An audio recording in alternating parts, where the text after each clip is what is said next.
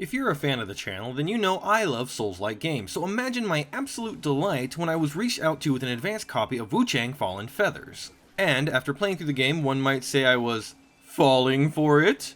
It's me, I said that. It's literally the name of the silly review video I put out. I'm not saying that to brag, I just wanted to make an interesting way to say that this product was provided to me for free, but my views on it are my own. Worth noting that all the footage you are about to see was recorded before the game went live, so it's completely possible something would have changed between then and now. Right, enough of the preamble stuff, let's talk about what I did here. Initially, this was supposed to be a challenge where I use what I see. That includes weapons, armor, and spells, and I simply had to equip and unequip things as I got them. It took about 30 minutes before I mostly abandoned that idea. I kept it with the weapons, but not the armor or the spells. Those I just used whatever I wanted, though in the former's case it hardly changed, and I'm not ashamed of that. Anyway, it got to the point where it was hardly a challenge, but as it was my first playthrough, it still wasn't easy, so sit back, relax, grab a drink, or don't, I'm not your mother, and enjoy Wuchang Fallen Feathers, but I use what I find. Kinda. We wake up in a cave, riddled with a case of amnesia and with some strange feathers growing out of our arm. I'm sure those are just symptoms of a cold and nothing to be worried about, really. As I try to leave, I'm given the first weapon of the run, Cloud Frost Edge, a longsword. Real fast, I want to address something, and that's my inability to fucking say any of the names in this game. I can barely speak English, despite it being my native language, but I don't think I can make it through this whole video without using proper nouns. And it would honestly kind of destroy the narration if I just used this place and that guy every other sentence. So I apologize in advance for butchering a language. Linguists out there, well, you picked that as your major, so you have to live with it, but everyone else, I'm sorry. Right, where were we? Ah yes, I arrive at the Reverend Temple, which has a few NPCs already here. Zhongyang Zi tells us that 6 months ago a vicious monster attacked the village, causing many to have feathers growing out of their body. Well, that's familiar. He goes on to explain we are suffering from the early stages of the feathering, a disease that will cause us to slowly lose our minds and humanity. So you know, the Soulstuber disease, got it. Next is Yu, who as far as I can tell is the NPC that kinda tells you where you should go for your main objective. At this point she just says we should head to Shu Sanctum. Tao King is a merchant who will sell us some goodies later, probably. And this man, who's had one too many 5-layer burritos and asks us to go find his grandma. Outside is the first shrine, this game's bonfire. There's nothing to do at it yet, as I have no red mercury to level up, and no reason to rest, as I have no reason to reset the world, and there's nothing else unlocked yet. Further down is the boatman, who, coughs in our face and transports us to the, debug level for combat. Oh look, a boss. Nice. 4 enemies in, and the game thinks I'm ready for a real fight. I was not. Well, that was my one shot at that boss. Guess the game decided I needed to get good by fighting some normal guys first. And here I pick up my first new weapon, the halberd, but before I talk about it, I decided to quickly see if another challenge run was possible. Fists only. Yeah, no, I think I'll pass. Akane, buddy, this one here is all you. Also, Yuza is here, and he's, probably important? He acts like he knows us, but amnesia and all.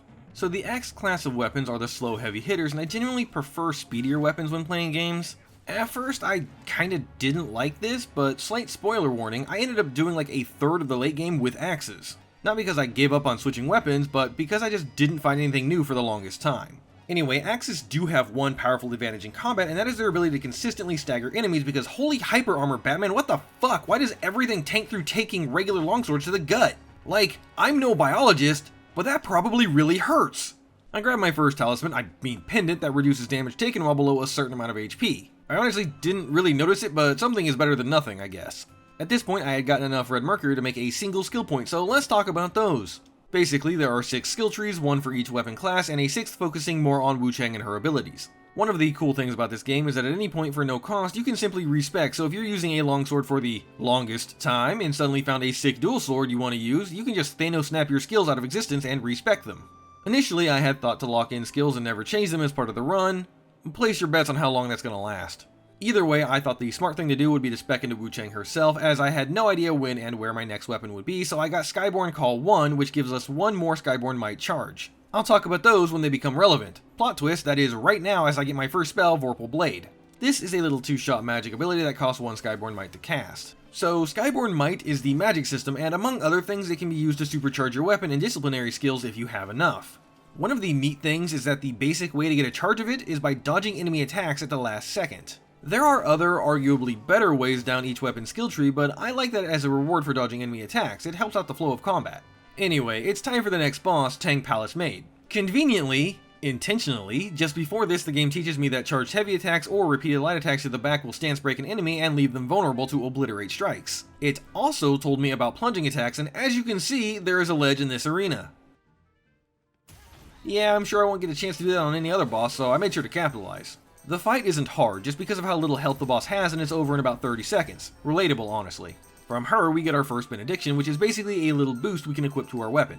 And outside, I grab a spear, but more importantly, it is where I decided the run would be more fun if I didn't change armor for a couple of, big reasons. No, I won't elaborate further. So the spear is actually a pretty neat weapon. Unfortunately, I had no blood in my brain to process how to use it at the time, so it won't be until much later where I realize its true power. Whoever decided to have the bonfire activation animation last 12 years? Why? Why? Who hurt you? At least I have invincibility, I guess. Here we meet Wuchang, who is another merchant that will sell us some stuff later, provided we hand over some random odds and ends. I use my skill points to get more health and an increase to my flash charges, though that last one doesn't actually require a skill point, instead a special item found in the world. Then I get a one-handed sword. Oh god, the one-handed swords. Let's just talk about it with the next boss, Master Raider. Remember how the game tells you to get backstabs by charging the heavy? Yeah, good luck with this weapon. It's like a 5-hit combo, and the final hit is the one that stance breaks. It's awful, and honestly probably meant to deter you from using it as a melee weapon primarily, because the one-handed swords are actually the magic weapons. A lot of skills in its tree revolve around Skyborn Might and magic damage. I mean, you can use it like a sword because, well, it's a sword, but the damage is really low and the range equally so. More importantly, you don't get a deflect, you get Flickering Blade, which I'll talk about a little later when I actually use it. Basically, anytime I got a one-handed sword, I knew I was in for a bad time. Either way, this boss is the first major boss, I guess, so it's not too hard, and with his defeat we get the ability to temper our weapons, which basically just means a buff. Right now I've only got fire, but it's possible to get all sorts of things. Lightning, leash, poise break, there's like 10 different kinds of buffs you can put on or something crazy. I then meet up with Neon, who I did the quest for but completely ignored him otherwise. He gives the bone whistle, which is an item you can use to summon aid during boss fights, so, you know, completely useless to me. And at long last, I'm finally at Shu Sanctum. Here there are some small questline things to do, really just handing stuff over, but I do also buy the basic dual blades, the unequilibrium swords. Then I grab more healing per flask and even more health, and it's already time for the next boss, the Feathered Priest. Now let me tell you, this boss has some delayed attacks that would make Morgoth blush, but overall is pretty easy, but they can inflict corruption. Corruption is just a damage over time debuff, which really sucks when you can't get away from the fight to heal. Fortunately, this boss isn't overly aggressive, so that's not a massive issue, just kind of an annoyance. Then again, if you just don't get hit, am I right? Well, I did get hit, and I died.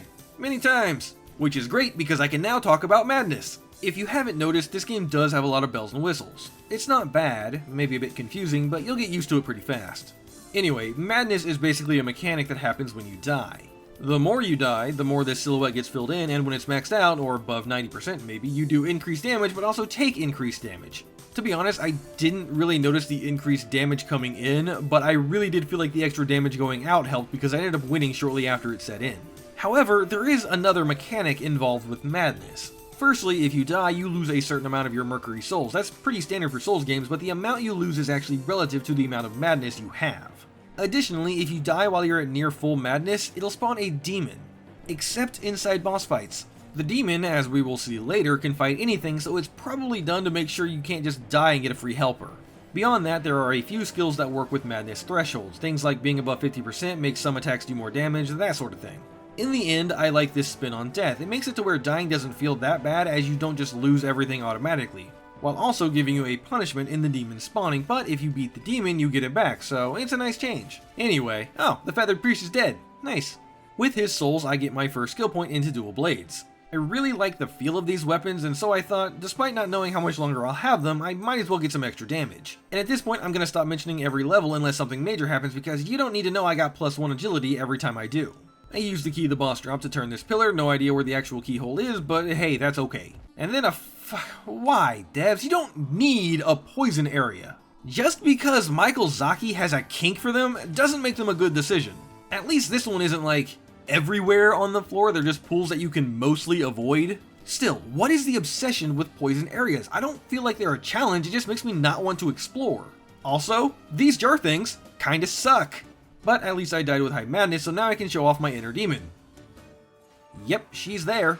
A bit further into this poison-infested hellhole, I find the Lashing Whip, a longsword that definitely lives up to its name.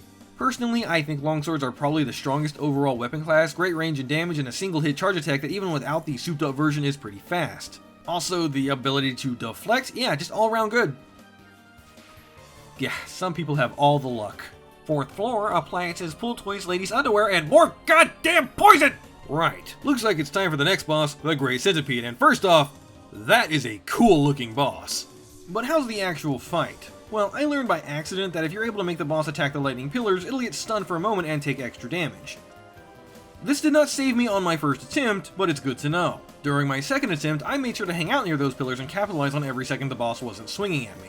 Because of that, and some good luck in dodging attacks by doing nothing, I was able to burst down about 40% of the boss's health bar right at the beginning before they did their big laser attack into digging underground. After it emerged, I tried to get as much damage as I could, but I kinda messed up the spacing. And my spells. I did manage to better capitalize on the final pillar being broken, but I didn't have more than one tempering, so I wasn't able to rebuff my weapon.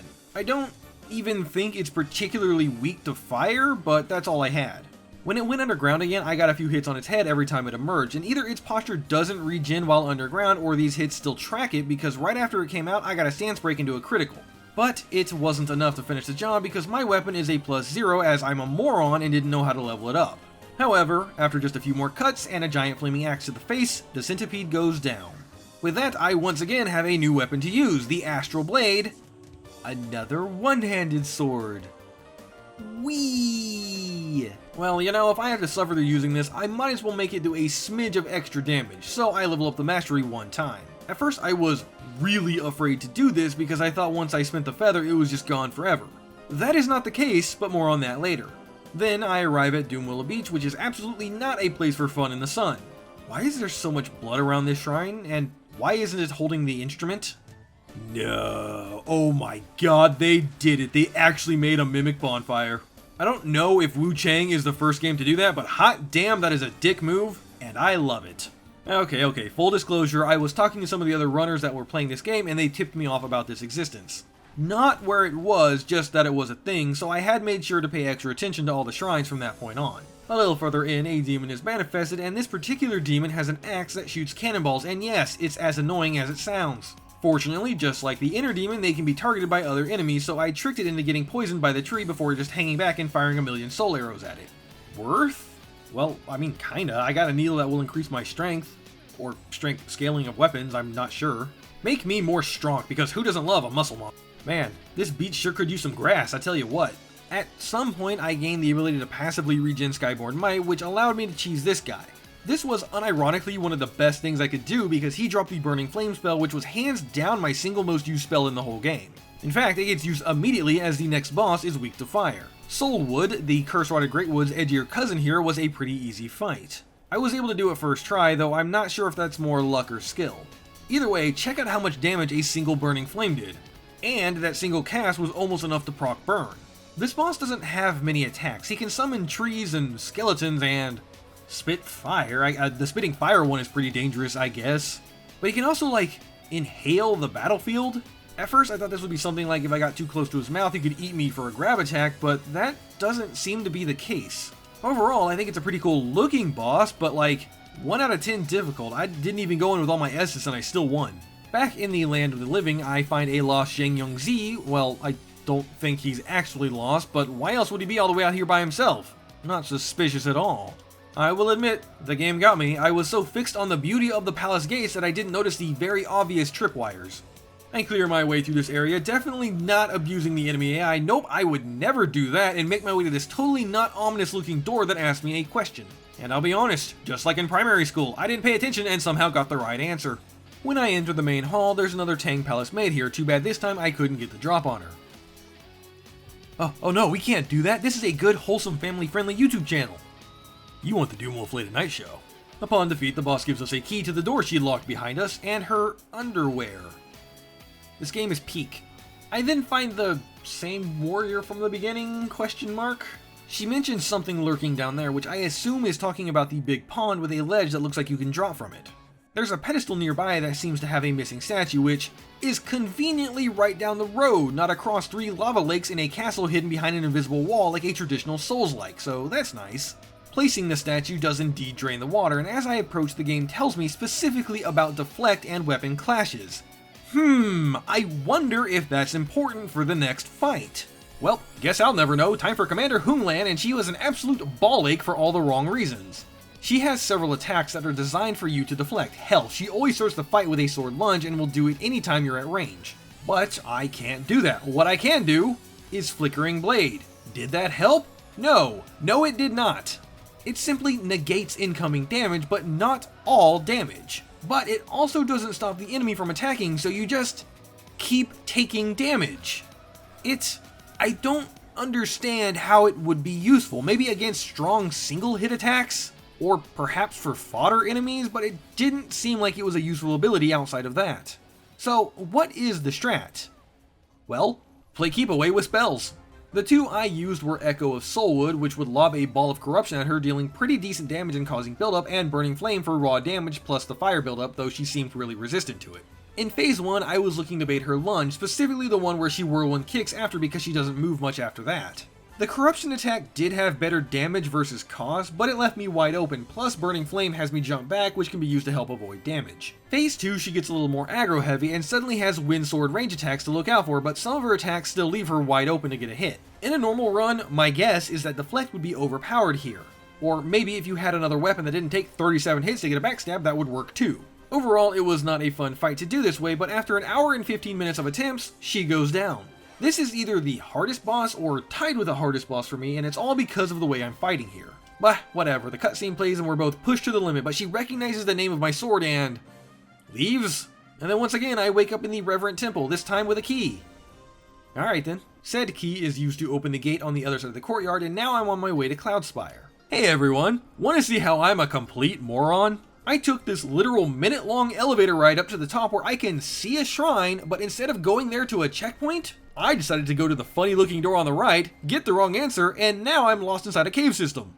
Yep, complete moron. If you'd like to see me do more moronic things, don't forget to like and subscribe. It really helps the channel out, and I deeply appreciate it. We're on our way to 10 gazillion subscribers, and I bet I can make it there by the end of the next second. Oh dang, maybe the next one. Anyway, I managed to, fight my way out, and eventually ended up at some kind of bandit snow camp. I was worried I skipped some important things, so I warped back to Reverent Temple and ran all the way back to the first shrine to begin my ascent. As I climbed through Hill's Watch, there were some infected enemies, but nothing too difficult to handle.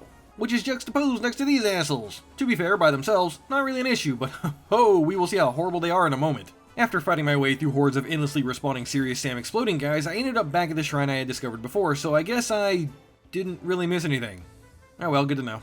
I learned that the way forward will be revealed once I light the braziers, which is easier said than done because not only are there dickbags hurling exploding arrows at me, there are also mines laying around. I hate this place.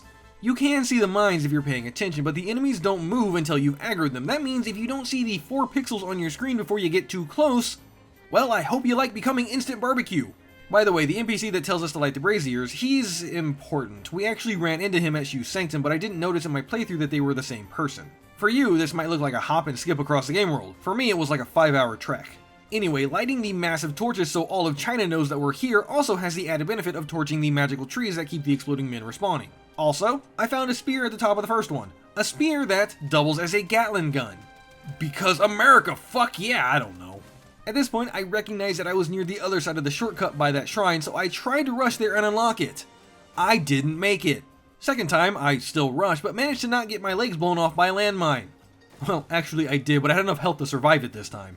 At any rate, I made it to the door and upgraded my spear skill tree a bit, then magicked this door open to reveal a cave. This game has a lot of interconnected paths. It's actually like a lot of paths that just circle in on each other. Kudos to the devs, but as someone who's trying to make a coherent video, I'm losing it. Say hello to my little friend! I couldn't resist, you know. I committed anti-Lorax on this tree, then climbed my way up a ladder directly into the enemy base, where I promptly am told to leave. I did, and found an alternative path up the back, which is what would have happened to me had I stayed. See this guy? Yeah, screw this guy. He's a tough SOB, but he drops a key and a spell, both of which will be used shortly. He probably wouldn't be so bad if my weapon wasn't at +0, but yeah, what are you gonna do? No, we don't do that here, Jane. So, allow me to introduce you to the General of the North. I like lightning. As his name suggests, he does in fact like lightning. And fire. and frost, but I'm getting ahead of myself. See, this is where I kinda stopped having fun, which is a completely self-inflicted wound. The damage from my weapon was so low that even if I got good, it would just be a slog to get through any fights. I gave him a couple tries before I gave up and grinded some red mercury until I could get the lightning tempering needle, as he seemed weaker to that than he did fire. I then went and bought Wuchang's entire stock of faint red feathers, and I leveled my weapon up twice, which isn't a lot, but it's better than none, I guess. I just hope I don't find another weapon before beating this boss. I did a little dance by this cliff for a free skill point, then scaled the second watchtower. At the top, the game thought it would pull a fast one on me, but I'm faster, and after sending these guys hurtling to their doom, I lit another fire. At this point, I wanted to practice a new skill, properly using Aerial Bulwark. It negates all damage, and with the skill I have, it allows me to gain Skyborn Might on activation. And I think this would be perfect for the boss I was stuck on, so I could just lob spells at him. Is what I would say if I didn't pick up a new dual blade literally right after this. Not all hope is lost though, for this weapon has one hell of a gimmick. That is the ability to deflect, and those deflects cause my attacks to be faster, and heal on hit. Can't help me survive a landmine though. I put a couple points into its tree, get it to +1, then decided I would give the boss a couple more tries. Deflect and lifesteal really did help, but in the end it still wasn't enough. I felt like I was getting nowhere fast, so I figured I would explore another path. My hope was that I would find some more feathers to level my weapon. My fear is that I would find another weapon. I ended up dying to a tree, but it means my inner demon came out to play and I got treated to this slap fight. The end of this path just wrapped back around to the camp, but it did cause me to realize there are actually 3 watchtowers, not 2. At the peak of the third was a red-eyed enemy which should drop an upgrade material, but I was out of heals and willpower, so I just ran to light the fire, which lowered the gate to the next area.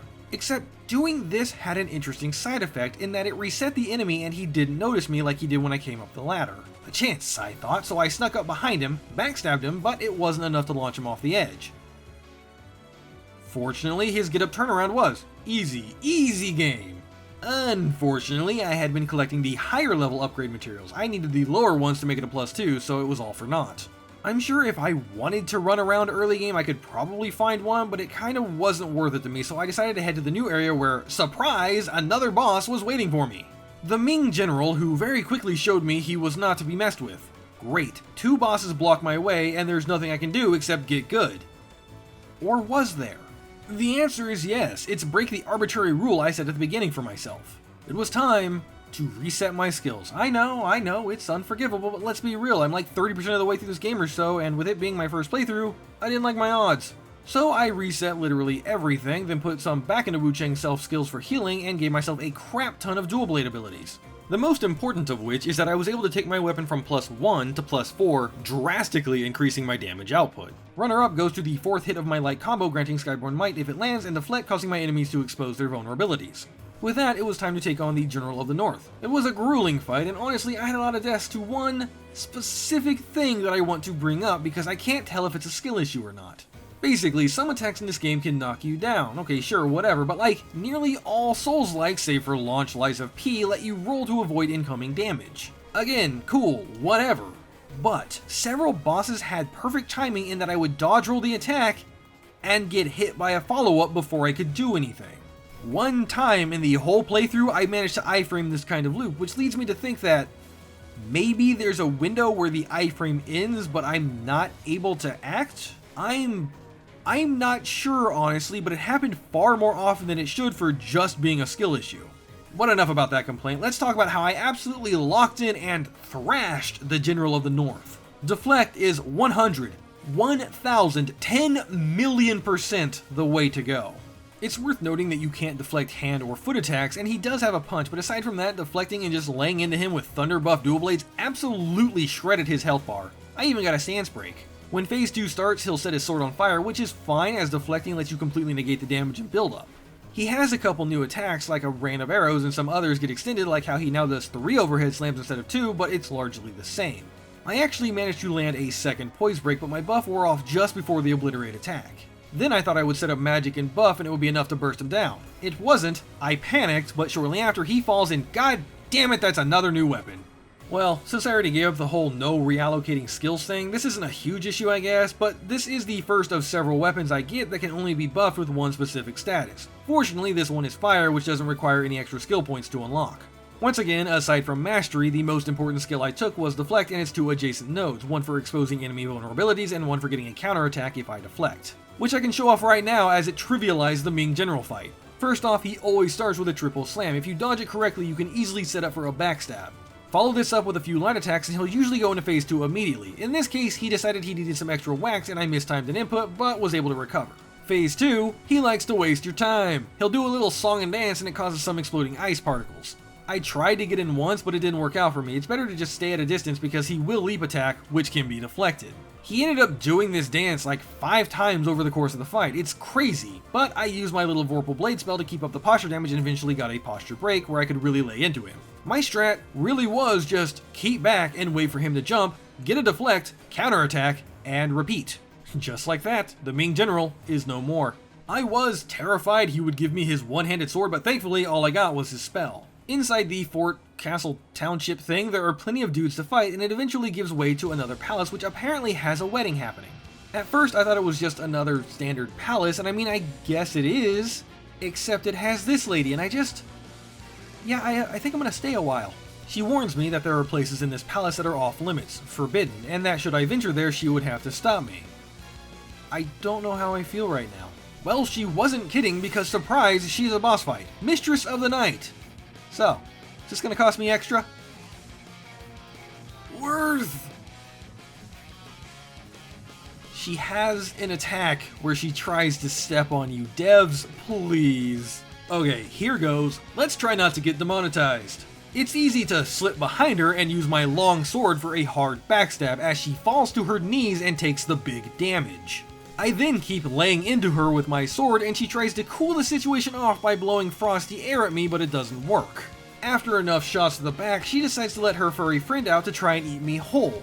But even that wasn't enough to stop the onslaught of sword thrusts until she finally had enough. After she falls, a back door opens revealing a massive shaft.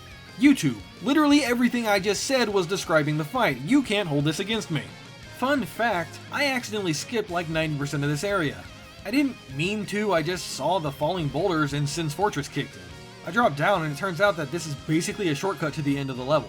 Also, Commander Lady is locked up here. That sucks. I do free her, hopefully she's thankful the next time we run into each other. At the bottom we find the Perfect Bride boss.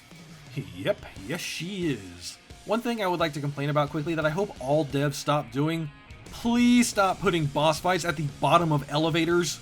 I deeply appreciate how much work went into the level design, and I understand how complicated it is, but please, God, stop with the elevators before boss fights. This game has several, and it's literally just tilting.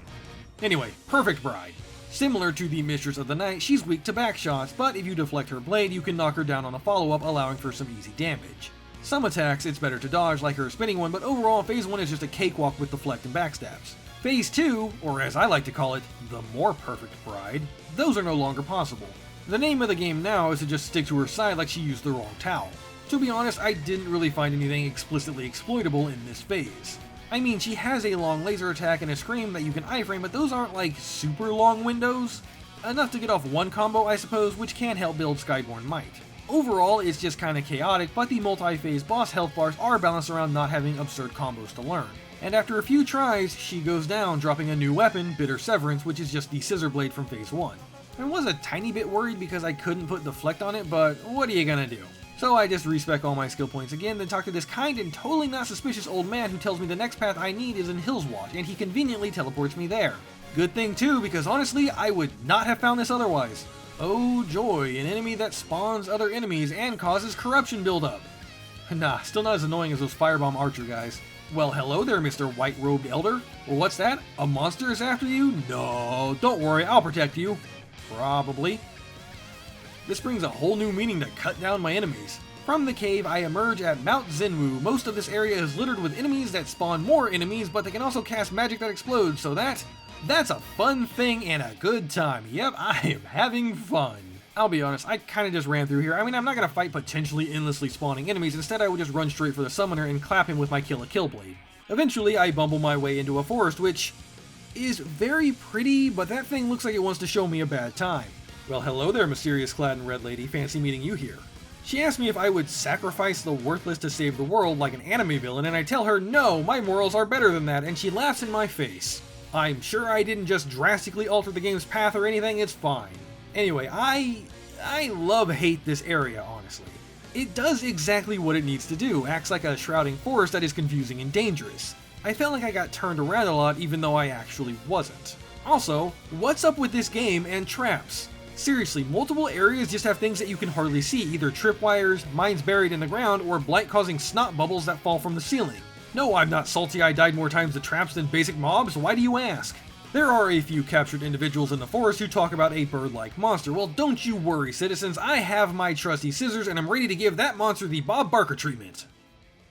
Let me just take out my list. Yep, birds. Okay, so this fight, she will open by jumping into the air and launching some sword arcs. She'll then either just fall back to the ground, or she will fly in to stomp you. You want the latter, as it's pretty easy to sidestep and go for a backstab. It's fast though, so watch out. Also, as you can see, the ability to instantly charge a heavy attack with Skyborn Might is phenomenal for many reasons, but instant backstab is probably the highest. She has a lot of attacks that cause her to flip and twirl, so it's not super easy to land a backstab, but her drill rush style attack is another good one. She will rush 3 times, so if you hang back on the third one and dodge her follow-up swing, you should be in position to land it. Also, I was buffing my weapon with Poise Break, which you would think means when it procs, it Poise Breaks the enemy. That's not the case. It apparently just makes them take extra damage, which is fine, but the reason I'm doing it over something else is because this weapon can literally only be buffed with that ailment. Anyway, Phase 2 starts with a Water Tornado attack. I just ran away. There's probably a way to dodge it, but I wasn't about that life, plus they disappear at a certain distance anyway. This has the added effect of causing her to likely do the opening sword lunge attack for more free backstabs. She does have another jumping lunge attack that she can do, but it has a slightly slower timing, so be careful. Honestly though, that's kind of all I did was fish for backstabs. This fight would likely be easier with the Fleck, but the whole instant charge heavy is equally as busted, if not more so. And now I have arrived at the refugee camp, which is full of people that I've already met. Sure is nice of them to move to locations to keep up with me. I also found a not so friendly rebel camp. I hate these guys so much. Fortunately, this was just a small outskirts style area and quickly led to the next major area, Zinwu Temple. Oh, the game is trying to trick me. Well, I saw through it, but haha, egg on my face, I still got hit by it. Alright, you little shit, it was funny the first time, now I'm not laughing. Yeah, how you like that? Mother! Aside from some BS, I really like this area. The decor is just incredible, but maybe I'm a bit biased. Most of the enemy placements aren't terrible, it's just that pair at the beginning. There's an open courtyard area with 4 summoners, but you can get the drop on at least 1, but likely 2 if you're fast, so it's not a big deal. And also, take this guy for example. You can clearly see he's there, so the game gives you plenty of time to react to him. I am sure glad this game does not follow the Dark Souls 2 rules for doors. After a while, I happened upon the first boss of the area, the South General. Unfortunately, I walked into this fight woefully ill-prepared and nearly immediately died. Second try, we ended up fighting in a back alley like a couple thugs, then he went for his Phase 2 attack? I don't know, he missed and got backstabbed. Honestly, a pretty easy fight, and he dropped his weapon, a lightning dual blade. At least I don't have to respec my skills for this one. Unsurprisingly, this weapon can only be buffed with lightning, so I go ahead and buy that node, then make a trip around to different NPCs to do various quest stuff. While I do that, I'd like to take a second to thank all my beautiful, wonderful, amazing Patreons for helping keep the channel alive. Y'all rock and/or roll, and don't forget to stay after the video to watch them fight to the death. Speaking of death, Old Man in Flowerfield. That can't be good. Oh, he actually isn't doing anything. Okay then. You know, I was real excited to use this weapon, which is why it's a shame I already picked up another one. I thought it was a longsword at first, but it's actually a spear. The neat thing is that it has an explosion which deals heavy poise break damage, so that's cool.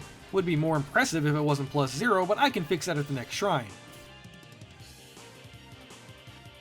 Yep, I'm gonna hate this. It took me 3 tries, but I eventually cleared my way across the invisible path, and what's my reward, you ask? A mimic shrine, an old man telling me a story, and a new weapon. This one's an axe, and that's fine, I guess. It can only be buffed with fire, because of course it can only be buffed with fire, but hey. Well, whatever. I guess it's already time for the next boss, Fierce Tiger. My first few attempts went not great. He has an attack where he flips back and fires a few lightning orbs with his tail, and this would straight up one-shot me. I assume because I'm getting hit by either multiple orbs or the tail and at least one of the orbs dealing an excessive amount of damage. There wasn't really any standout trick here. The only advice I can give is to try and stay on his back legs. Doing so will let you avoid some of his forward sweep combos without actually doing anything, and when he tries to get away from you, push him. He's either going to spit up a lightning ball or fire his laser, both of which give plenty of time to get damage in. Phase 2 is flashy, but honestly not that bad. When he runs around the arena spitting lightning, he'll follow it up with a laser. The balls themselves don't actually do anything until they explode. Ouch. So just try and get close to him to capitalize. Again, I found that just sticking close to his sides was the best option, as a lot of his attacks would just miss, and it gives you time to do charged heavies for poise damage. Pretty cool looking boss though. That fight was definitely electrifying. I followed the path out of the arena and once again meet with the enigmatic storyteller who teleports me to Anileum? But something's different. Tao here doesn't seem to recognize us. Is this the past? Did we do a time travel? The storyteller is also here, and he says the red vines that we're stepping on are a kind of plant that only grows deep underground, aka something's wrong. He goes on to say that there is a powerful mage down below, and we need to confront her. Should she refuse, then we need to, axe the problem. That joke would be better if my weapon wasn't a giant candlestick. So what we run through now is a corrupted version of the early game. According to another runner, this area is accessible from the very beginning, I just missed it, but soon we are able to see some familiar locations. Oh, that is a boss arena. Let's come back to that. Whew, it's a bit hot in here now. Anyone want to turn on the fan? So Shoe Sanctum is, in flames. That's a bit unfortunate, but it does help me get my bearings on exactly where I am. I went upstairs to see if there was a boss, but it was just a mini-boss, and I was disappointed. That wordplay works better if you read it. Mini. Anyway, outside I went down a few ramps and found another axe. Well, alright then, whatever. Back up the ramp is a massive bone vine skeleton bridge thing, which leads to a little courtyard with another mimic shrine. Not really much to see here, so let's go check out that boss arena from a few seconds ago. A nightmare demon. It's probably just like the inner demon fights, which I was kinda bad at. No tips here, just a good old-fashioned get good. Also, I felt like I was doing very little damage to this boss. I'm not sure if that's true, but it doesn't feel like I was hitting very hard. Either way, after she goes down, I get another stone needle. This one boosts the duration of my weapon buffs, which is actually a great help. Man, this game sure decided to load up the late game with some cool enemies. Not that I'm complaining, but I went from fighting bandits to fighting, Bird Angel Man. Yep, that's his name. Eventually, I fight my way back to Reverend Temple, where I can see that Quinn Hu has become possessed? I'll be honest, I don't know who this is, and I have no motivation for caring about him. Sorry, guy. In the temple, we meet a couple more NPCs that give important lore things, and behind is Zhuang Yangzi, who I give the Jade Chisel to. Quickly, I want to note something. That decision is below the remain silent option. Now, I might be mistaken, but I feel like the top decision is usually the good one. That's probably just my imagination. Either way, there is now a path behind where it all began. Now, obviously, narratively, that's where you would expect me to go next, but I'm not. See, like I mentioned way before, I was chatting with some other runners and they informed me of a couple bosses I missed.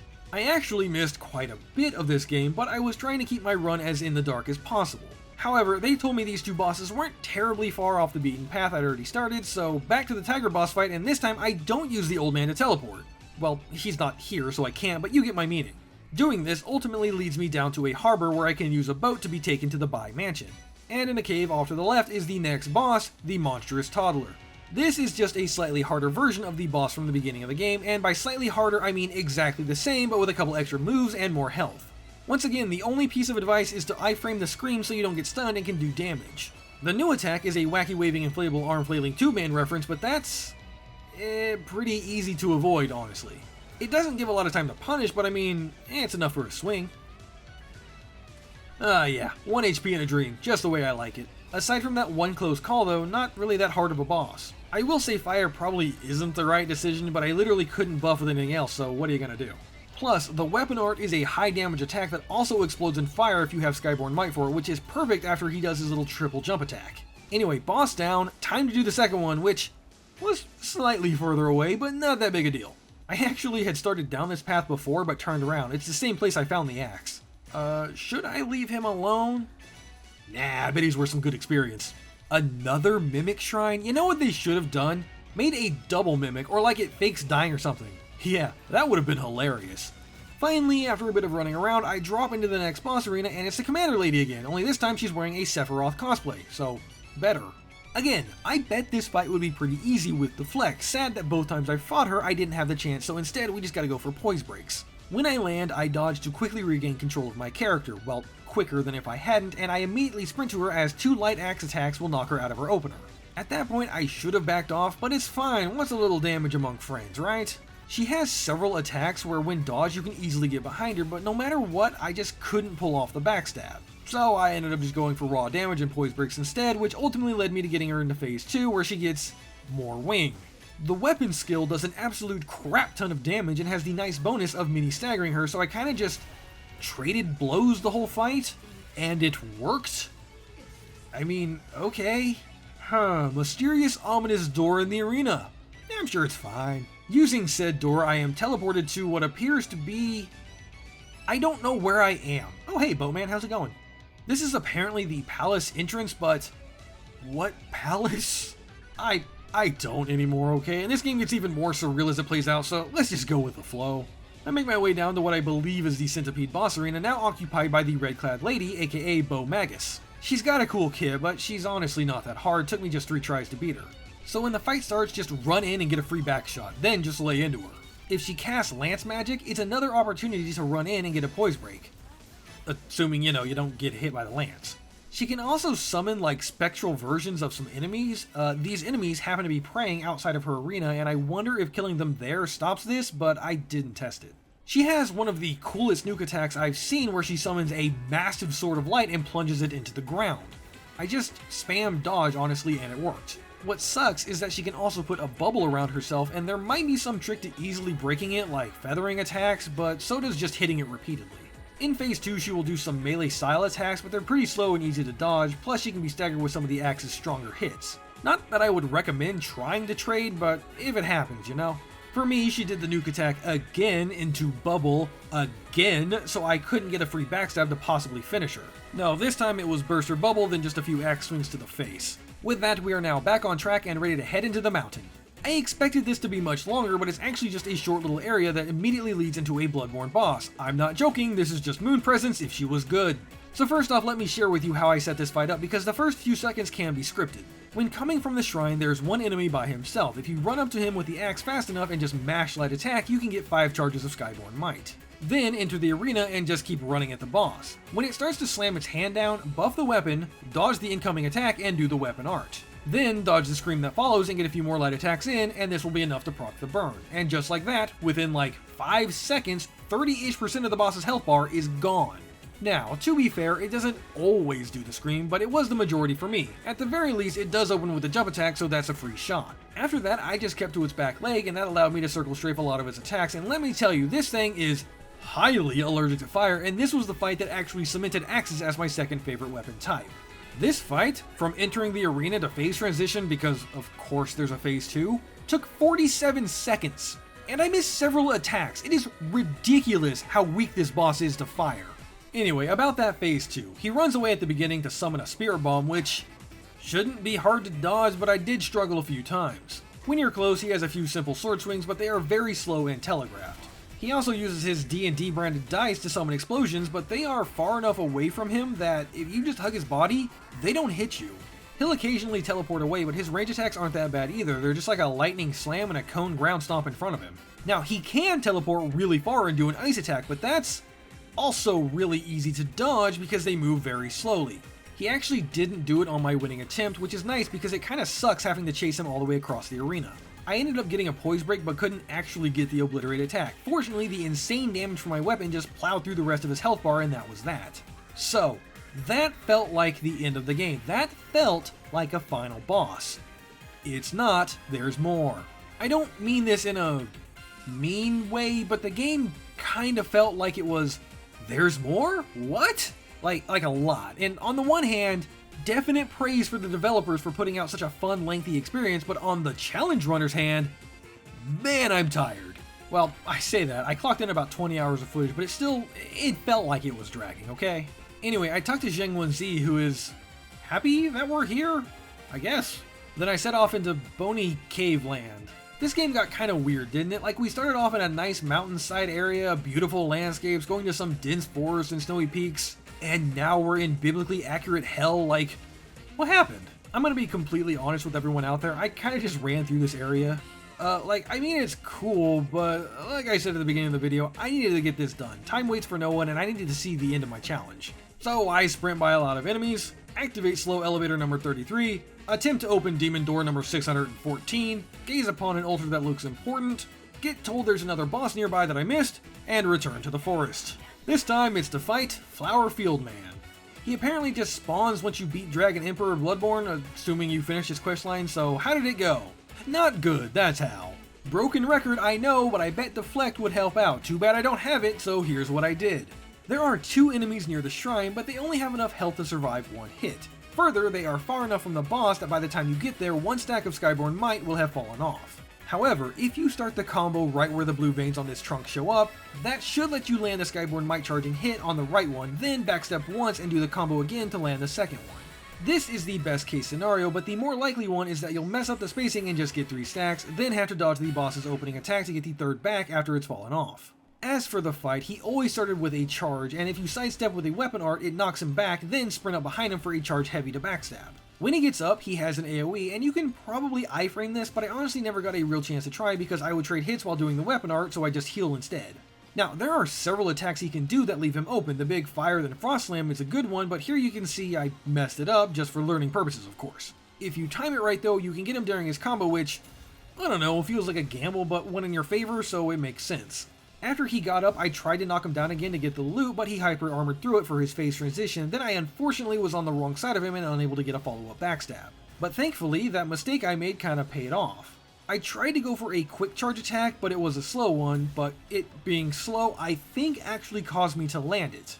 I mean, we take those. Also, now he has sword wind slashes. Be careful. But being at range caused him to do the Lance Rush, which I showed earlier is pretty punishable with a backstab.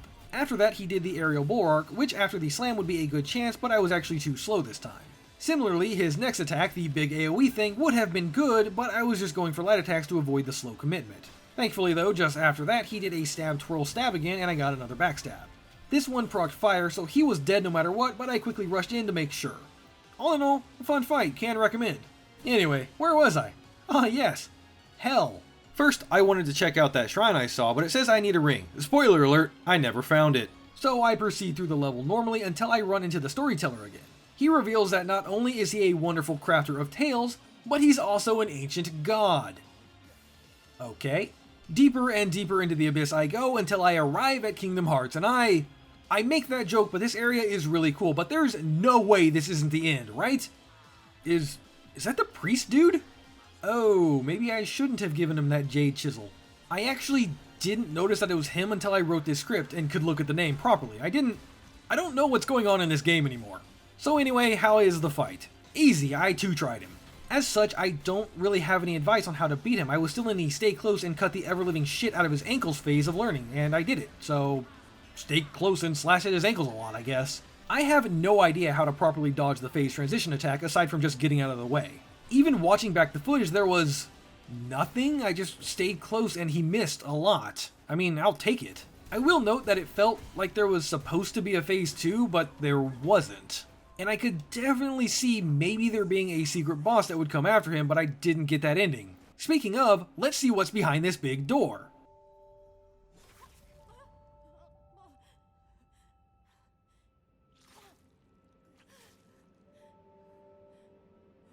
What?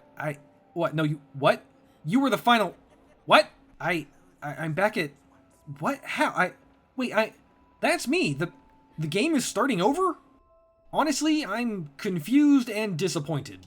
I'm fairly certain this is the bad ending, if not, I'd hate to see what it is, but like, imagine fighting your way through gods and demons just to get backstabbed and stuffed into a jar. That's Reddit brony levels of bullshit right there. Hey everyone, welcome to the little end Patreon Battle Royale thing. Thank you so much for watching my Wuchang video. When it started, I had planned on doing an actual, like, difficult challenge. Originally I wanted to do magic only, but then I asked in the bonfire if anybody else was going to do something like that, and lo and behold, that was Lemon's idea, so that one got tossed out. This challenge was not really super difficult. It was just, you know, I had to think of something to do, and it started off as a challenge. It was like, oh, I'm going to use everything that I see, and it's going to be hard, and I'm not going to level up anything because I might lose it, and then it just devolved into playing the game normally. But I hope you enjoyed it. I really liked Wuchang. I'm probably going to go back and play it again just for fun. And, oh, look at that. The battle has been decided, and it seems Jackal is this week's victor. Quick side note, sorry Stain for not announcing your victory last week. You made it in third place this time. Good job. I just wasn't. There are some names in my Patreon list that I am not sure how to pronounce, and so I was scared. But you know what? We're just rolling with it. We're gonna announce the winner every time. So Stain last week, Jackal this week, somebody else next week. I'll see you in the next one, everybody.